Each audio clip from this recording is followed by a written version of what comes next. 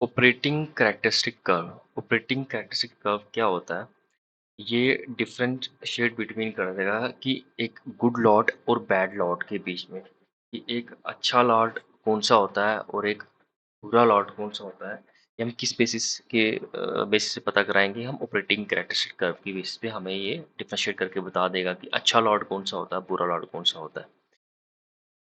तो इसमें कुछ टर्म्स होती है जो एसोसिएटेड है ओसी कर्व से रिलेटेड। जैसे आ गया एक्सेप्टेंस क्वालिटी लेवल, ए क्या हुआ लेवल क्या होता है। फिर उसमें आ जाएगा एलटीपीडी, लॉट टॉलरेंस परसेंटेज डिफेक्टिव। फिर उसमें आ जाएगा प्रोड्यूसर रिस्क, फिर कंज्यूमर रिस्क। ये सारी की सारी टर्म्स इस डायग्राम में बताई हुई है कि प्रोबेबिलिटी ऑफ एक्सेप्टेंस। जैसे अब आप वाई एक्सिस में देखेंगे, वहाँ पे मैंने लिखा हुआ है वो प्रोबेबिलिटी ऑफ एक्सेप्टेंस बनाया हुआ है, और एक्स एक्सिस पे फ्रैक्शन डिफेक्टिव बनाया हुआ है, और नीचे ही ए क्या हुआ और एलटीपीडी बनाए हुए हैं। अल्फा से रिप्रेजेंट किया हुआ प्रोड्यूसर रिस्क को, बीटा से कंज्यूमर रिस्क को, और ये ग्राफ की लाइन जो ड्रा की है वो ओसी कर्व की है। तो सबसे पहले तो हमें पता होना चाहिए कि ऑपरेटिंग कैरेक्टरिस्टिक कर्व होता क्या है। ये डिफरेंशिएट बिटवीन करेगा एक अच्छे लॉट में और एक बुरे लॉट के बीच में क्या होता है। तो ये टर्म्स थी इसके बारे में कि कौन कौन सी टर्म्स यूज़ की जाती है ऑपरेटिंग कैरेक्टरिस्टिक कर्व में। अब हम एक एक करके इन टर्म्स को समझेंगे कि एक्सेप्टेंस क्वालिटी लेवल क्या होता है। एक्सेप्टेंस क्वालिटी लेवल वो लेवल होता है जिसमें हम रिप्रेजेंट करता है एक अच्छे क्वालिटी को लॉट को जो सबमिट करेगा कोई भी प्रोड्यूसर्स वगैरह, कोई भी मैन्युफैक्चरर है। जब वो एक अच्छे लॉट को सबमिट करेगा किसके लिए? इंस्पेक्शन के लिए, वो मोस्टली मोस्टली वो एक्सेप्ट ही हो जाएगा वो लॉट। कि अगर लॉट की क्वालिटी अच्छी है तो वो लॉट तो एक्सेप्ट हो ही जाएगा। तो इसलिए वो एक एक्सेप्टेंस क्वालिटी लेवल के अंडर अंडर ही वो जो जो लॉट उसने सेट किया होगा, वो उस कंडीशन को सेटिस्फाई कर रहा होगा कि जो जो कि वो एक्सेप्टेंस क्वालिटी लेवल के अंडर आ जाता है। अगला आ जाएगा एलटीपीडी, लॉट टॉलरेंस परसेंटेज डिफेक्टिव।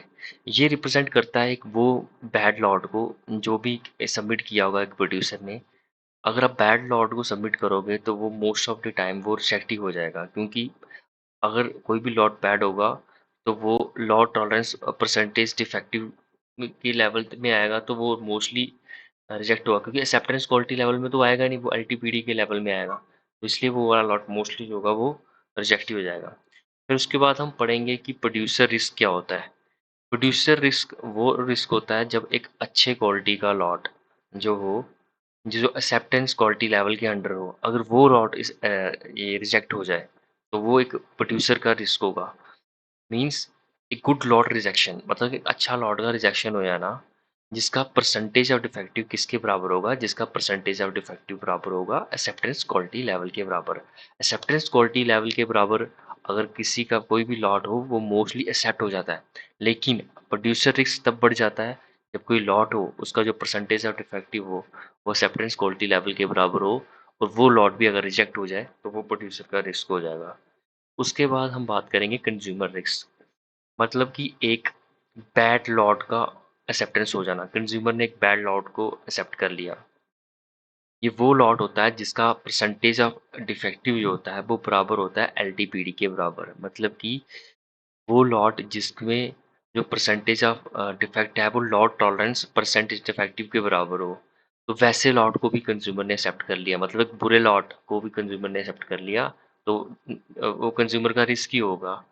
तो इसलिए कंज्यूमर इसमें क्या होगा कि जो परसेंटेज ऑफ डिफेक्टिव है अगर वो इक्वल है एलटीपीडी के बराबर, और वैसे लॉट को भी अगर आपने एक्सेप्ट कर लिया तो वो कंज्यूमर का रिस्क होगा।